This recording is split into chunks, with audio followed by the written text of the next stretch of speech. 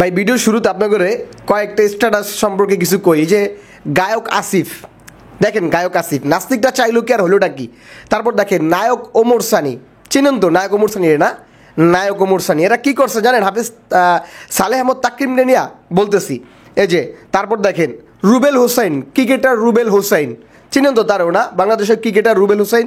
আচ্ছা, তারপর হচ্ছে মুশফিকুর রহিম, বাংলাদেশের আরেকজন ক্রিকেটার, মোস্ট পপুলার একজন পার্সন মুশফিকুর রহিম, তার ভেরিফাইড পেজ থেকে দেখছেন কামটা করছে কি। আচ্ছা, তারপরে দেখেন আব্দুর রাজ্জাক রাজ, বাংলাদেশের সাবেক একজন ক্রিকেটার, তিনিও এর লগে জড়িত। আচ্ছা, এরপরে বাংলাদেশের যিনি হচ্ছে ক্রীড়ামন্ত্রী, ক্রীড়া প্রতিমন্ত্রী, তিনিও স্ট্যাটাস দিছে কাকে নিয়ে জানেন?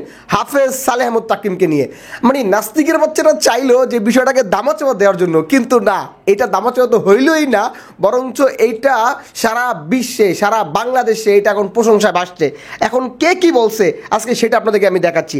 তারপর এখানে আরেকটা বিষয় হচ্ছে তহুরা খাতুম, এটি উনি হচ্ছে নারী ফুটবল, হচ্ছে সাফ বিজয় হয়েছে না, সেই নারী ফুটবল টিমের একজন অন্যতম একজন খেলোয়াড়, তিনিও এই হাফেজ সালেহ আহমদ তাকরিমকে নিয়ে তিনিও কিন্তু একটা স্ট্যাটাস দিছে। ভাই এটা হচ্ছে কোরআনের পাওয়ার, বুঝতে হবে কোরআনের পাওয়ার বলে কথা, এটা নাস্তিকদের পাওয়ার না, নাস্তিকের বাচ্চারা তো পারবে না আল্লাহর কালামের সাথে। এটা আল্লাহর কালাম, আল্লাহর কালামকে যে সম্মানিত করেছে আল্লাহ পাক তাকে সম্মানিত করবেই। দর্শক শ্রোতাবৃন্দ, কে কী লেখছে এবার আপনাদেরকে আমি একটু শোনাচ্ছি, পরে আপনারা একটু মনোযোগ সহকারে শুনেন। আসিফ সাহেব, যিনি হচ্ছে গায়ক আসিফ, তিনি অনেক বড় একটা কিছু লেখছে, আমি অত কিছু আপনাদেরকে পড়ে শোনাবো না, অল্প একটু শোনাই। আবারও স্থির প্রতিবার ঝলক দেখালেন টাঙ্গাইলের নগরপুর ভাদ্রার কৃতি সন্তান হাফেজ সালেহ আহমদ তাকরিম। তিনি, তার বাসা হচ্ছে টাঙ্গাইলে, তাকরিমের বাসা। হাফেজ তাকরিম রাজধানীর মিরপুরে মার্কাজুল ফয়জিল কুরআন আল ইসলামী ঢাকার শিক্ষার্থী। হাফেজ তাকরিমের পিতা হাফেজ আব্দুর রহমান একজন মাদ্রাসার শিক্ষক ও মা গৃহিণী। আচ্ছা, যাই হোক, তিনি এই ধরনের বিস্তারিত বলছেন। আর তারপর দেখাচ্ছে ওমর সানি, তিনি হচ্ছে বাংলাদেশের একজন নায়ক বাংলাদেশ চলচ্চিত্রের। আচ্ছা, আলহামদুলিল্লাহ, আন্তর্জাতিক হিফজুল কোরআন প্রতিযোগিতায় 111টি দেশকে পিছনে ফেলে আবারও বিশ্বজয়ী হাফেজ সালেহ আহমদ তাকরিমের তৃতীয় স্থান অর্জন। এমনই ইসলামের সোনালী আলোয় উজ্জ্বলিত কৃতি সন্তানদের মহিমায় মহিষ্মিত হোক আমার সোনার বাংলাদেশ। পরম করুণাময় তোমায় আরো গৌরব উজ্জ্বল জীবন দান করুক, আমিন। আমরাও বললাম আমিন। এ বলছে নায়ক ওমর সানি। আচ্ছা, এরপরে দেখেন রুবেল হোসাইন, ক্রিকেটার রুবেল হোসাইন, তিনি কি বলছে? মক্কায় অনুষ্ঠিত 111টি দেশের মধ্যে আন্তর্জাতিক কোরআন প্রতিযোগিতায় তৃতীয় স্থান অর্জন করেছে বাংলাদেশের গর্ব হাফেজ সালেহ আহমদ তাকরিম। মাশাআল্লাহ, অনেক অনেক অভিনন্দন ছোট হাফেজকে। দেশের হয়ে আন্তর্জাতিক প্রতিটি অর্জনই গর্বের ও আনন্দের। দেখেন ভাই, তারা কিন্তু মানে তাদেরকে নিয়ে যারা নাচে, তাদেরকে নিয়ে যে সেকুলাররা নাচে, তারা কিন্তু ঠিকই কোরআনের পাখিদেরকে নিয়ে নাচে।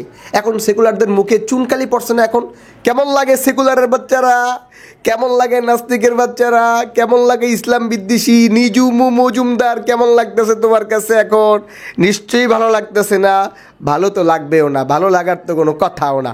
এটা হচ্ছে রুবেল হোসেন গেল। এরপরে দেখেন মুশফিকুর রহিম, তিনি আবার একটু ইংলিশে লেখছে। মাশাআল্লাহ, আলহামদুলিল্লাহ, so proud of you my little brother, please keep us in your prayer. মাশাআল্লাহ, আলহামদুলিল্লাহ, আমার ছোট ভাই তোমাকে নিয়ে গর্বিত, দয়া করে আপনার প্রার্থনা আমাদের রাখুন। আচ্ছা, এটা হচ্ছে মুশফিকুর রহিম ছিল, বাংলাদেশের সাবেক ক্রিকেটার আব্দুর রাজ্জাক রাজ। আলহামদুলিল্লাহ, মহান অর্জন, আল্লাহ তোমাকে একজন সঠিক মুসলিম হিসেবে কবুল করুক, আমিন আমিন।